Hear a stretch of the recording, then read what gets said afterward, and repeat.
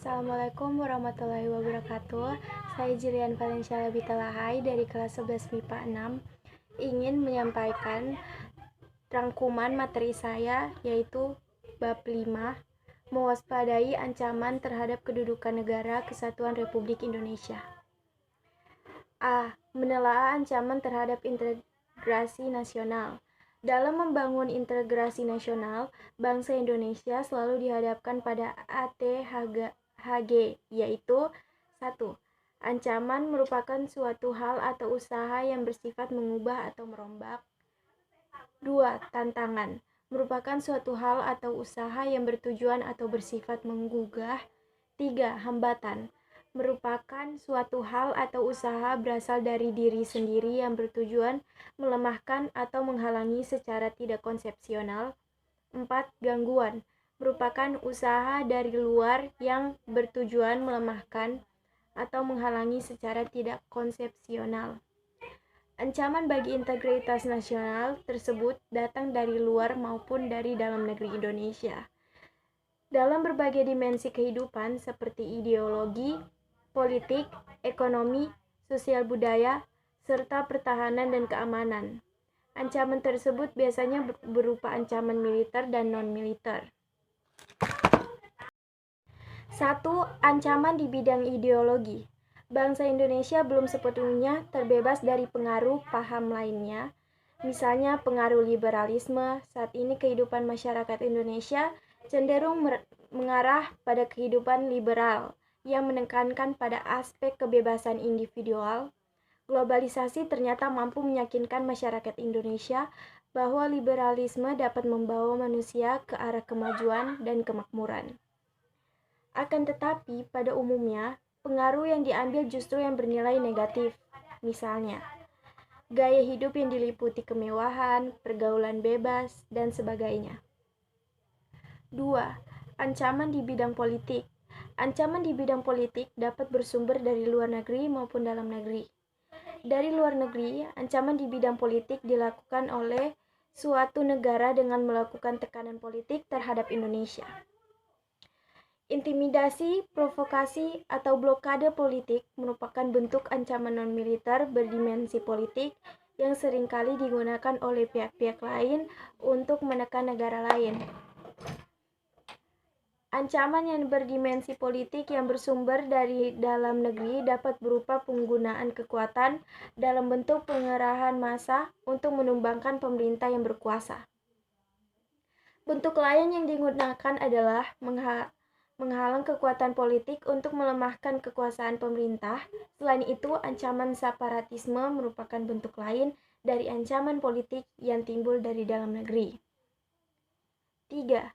Ancaman di bidang ekonomi. Globalisasi perekonomian di satu pihak akan membuka peluang pasar produk dari dalam negeri ke pasar internasional secara kompetitif. Sebaliknya, juga membuka peluang masuknya produk-produk global ke dalam dasar pos domestik. Hal tersebut tentu saja selain menjadi keuntungan, juga menjadi ancaman bagi kedaulatan ekonomi suatu negara. Adapun pengaruh negatif globalisasi ekonomi yang dapat menjadi ancaman kedaulatan Indonesia, khususnya dalam bidang ekonomi di antara sebagai berikut. A. Indonesia akan dibanjiri oleh barang-barang dari luar negeri. B. Cepat atau lambat perekonomian negara kita akan dikuasai oleh pihak asing. C. Timbulnya kesenjangan sosial yang tajam sebagai akibat dari adanya persaingan bebas. 4. Ancaman di bidang sosial budaya. Ancaman yang berdimensi sosial budaya dapat dibedakan atas ancaman dari dalam dan ancaman dari luar.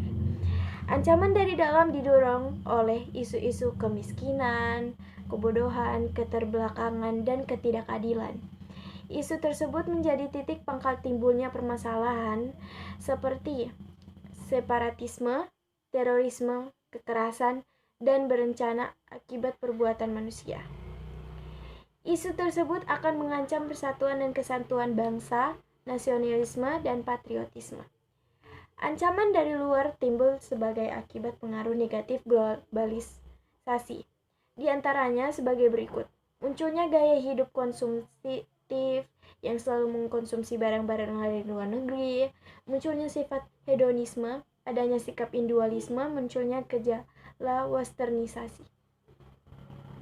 Westernisasi. 5 ancaman di bidang pertahanan dan keamanan.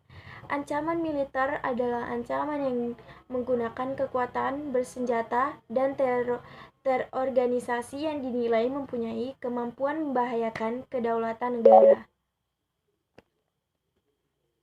keutuhan wilayah, dan keselamatan segenap bangsa.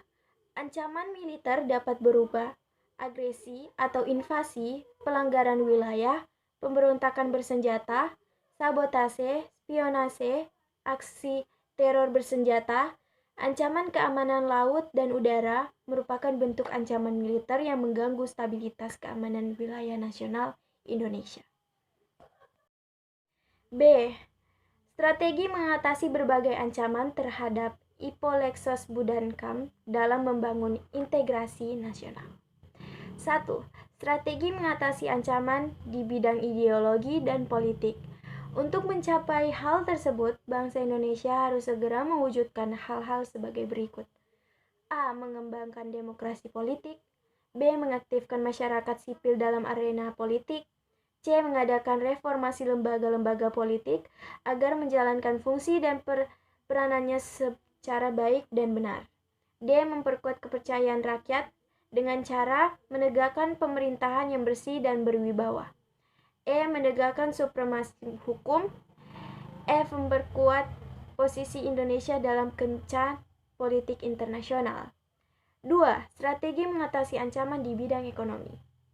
Untuk mewujudkan hal tersebut, kiranya perlu segera diwujudkan hal-hal di bawah ini, yaitu A. Sistem ekonomi dikembangkan untuk memperkuat produksi domestik bagi pasar dalam negeri sehingga dapat memperkuat perekonomian rakyat.